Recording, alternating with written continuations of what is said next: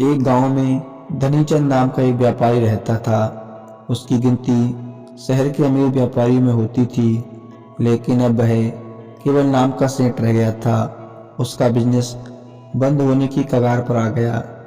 Business में हुए घाटे की वजह से उस पर लोगों का बहुत कर्जा पड़ गया था।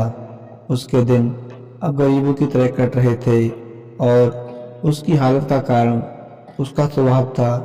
वह बहुत ही शांत स्वभाव वाला व्यक्ति था। वह दूसरों की बातों पर बहुत जल्दी यकीन कर लेता था, इसलिए उसे मूर्ख बनाना बहुत आसान था।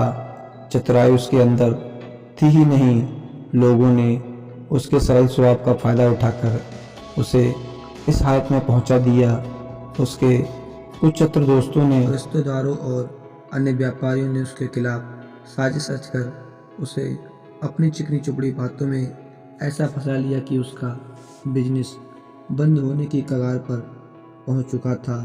धनीचंद सेठ इन चालाक लोगों की बातों को समझ नहीं पाया, लेकिन अब वह अंदर से टूट चुका था। अब उसे अपनी गलतियों का एहसास हो रहा था।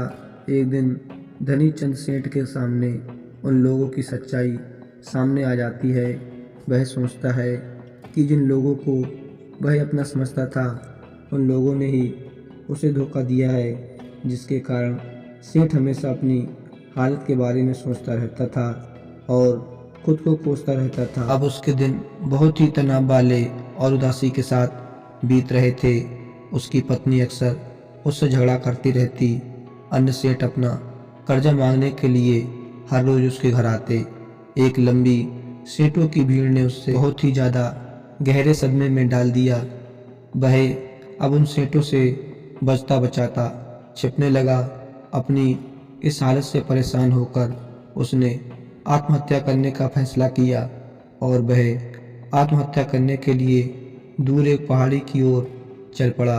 रास्ते में उसे एक महात्मा की कुटिया दिखाई दी। कुटिया में बहुत शांति और सुकून था। सेठ धनचंद ने देखा कि उस महात्मा के सामने कुछ लोग बैठे हुए हैं और वे उनसे अपनी समस्याओं का समाधान पूछ रहे हैं। यह देखकर सेठ को बहुत ही ज़्यादा जिज्ञासा हुई। कुटिया से बाहर आ रहे एक व्यक्ति को उसने रोका और महत्व के बारे में पूछने लगा। उस व्यक्ति ने सेठ धनीचंद की ओर देखा और कहा कि वह महात्मा आसपास के सभी गांवों, कस्बों और शहरों में बहुत ही ज़्यादा प्रसिद्ध हैं। वह बहुत ही अधिक बुद्धिमान है। वह लोगों की बड़ी बड़ी समस्याओं को चंद मिनटों में सुलझा देते हैं। वह लोगों के मन के बारे में जानने और उनके झूठ पकड़ने में माहिर हैं, क्योंकि उन्होंने स्वभाव के बारे में गहराई से अध्ययन किया है। वह किसी को भी अपनी बात पर सहमत करने के लिए चुटकियों में सहमत कर लेते हैं, इसलिए उन्हें चतुर बाबा के नाम से भी जाना जाता है। वह व्यक्ति सेठ धनीचंद की ओर देखकर कहता है, अगर आपको कोई समस्या है तो आप उनसे समाधान पूछ सकते हैं। यह कहकर वह व्यक्ति वहां से चला जाता है। इसके बाद सेठ चुपचाप लोगों की भीड़ में बैठ गया और अपनी बारी आने का इंतजार करने लगा। अब सेठ की बारी थी। उसने महात्मा को प्रणाम किया और दुखी मन से अपनी सारी घटना के बारे में बता दिया। वह महात्मा सेठ की बातों को बहुत ध्यानपूर्वक सुन रहे थे और फिर शांत स्वर में उत्तर दिया, इंसान को इतना शरीफ नहीं होना चाहिए कि वह हर किसी की बातों पर विश्वास कर ले और जो लोग कहें वही करना शुरू कर दे। हर व्यक्ति के अंदर इतनी समझ और चतुराई होना बहुत ज़रूरी है, इसलिए नहीं कि वह दूसरों का फ़ायदा उठा सके या उन्हें बेवकूफ़ बना सके, ताकि वह खुद को दूसरे चतुर लोगों की चालाकी से बचा सके, खुद को नुकसान से बचा सके और दूसरे जरूरतमंद लोगों की मदद कर सके। इतनी बातें कहने के बाद महात्मा कहते हैं कि मैं आपको समझाऊंगा कि आप लोगों से जो चाहते हैं वह कैसे प्राप्त कर सकते हैं। तुम्हें कुछ ऐसे तरीके सिखाऊंगा जिनका उपयोग तुम लोगों की परिस्थितियों को नियंत्रित करने के लिए कर सकते हो। इसके अलावा तुम्हें यह भी पता चल जाएगा कि धोखेबाज लोगों को कैसे पहचाने और उनसे खुद को कैसे बचाएं, एक साधारण व्यक्ति कैसे समझदार व्यक्ति बन सकता है।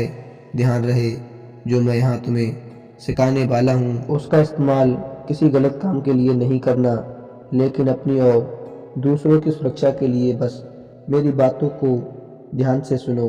हम जिस दुनिया में रहते हैं वहाँ आपको कुछ लोग चतुर मिलेंगे जो अपनी आजीविका चलाने के लिए भोले भाले लोगों का इस्तेमाल करते हैं।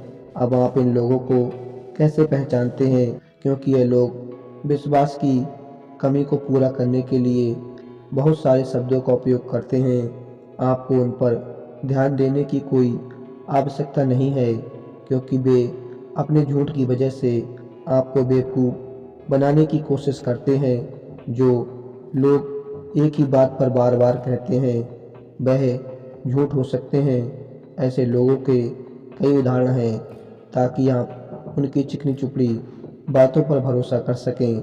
जिस व्यक्ति से आप बात कर रहे हैं उसे जानने का असली तरीका यह है कि आपको वह जो भी कुछ कहते हैं उसे एक बार दोबारा अवश्य सुने। जिस तरह से वे अपनी कहानी सुनाते हैं उससे आपको पता चल जाएगा कि वह सही है या नहीं। दूसरों की बात, यदि आप किसी ऐसे व्यक्ति को जानते हैं जो दूसरों से झूठ बोलता है तो आप उस पर कभी भरोसा ना करें, क्योंकि जो व्यक्ति दूसरों से झूठ बोलता है वह निश्चित रूप से आपसे भी झूठ बोलेगा।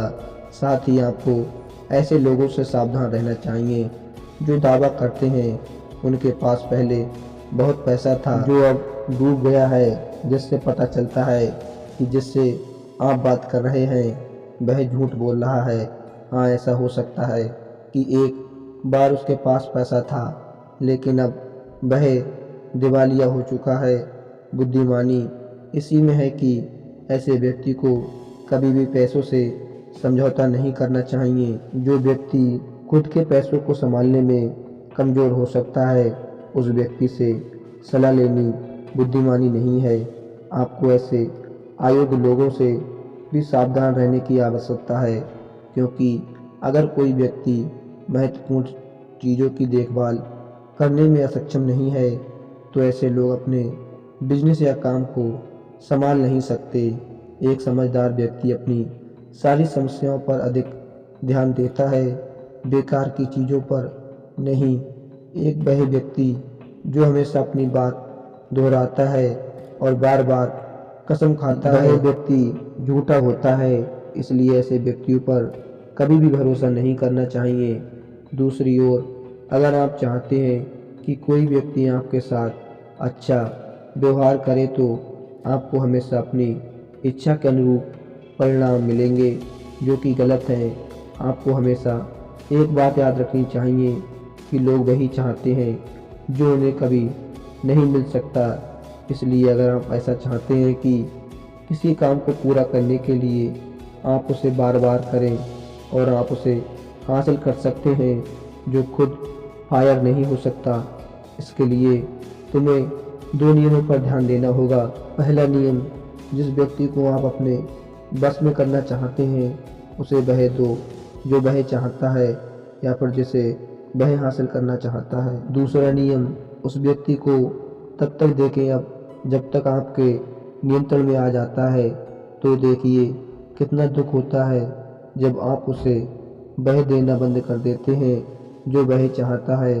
जब भी आपको लगता है कि वह आपको हल्के में ले रहा है, इसलिए जो आपने उसे दिया था उसे वापस ले ले। यह बात उस व्यक्ति को एक कमी और खालीपन का एहसास कराएगी, जिससे वह आपकी बात दोबारा सुनने को तैयार हो जाएगा। इसके बाद शेर धनीचंद ने बहुत मेहनत की और इस कहानी में बताए गए नियमों का पालन किया।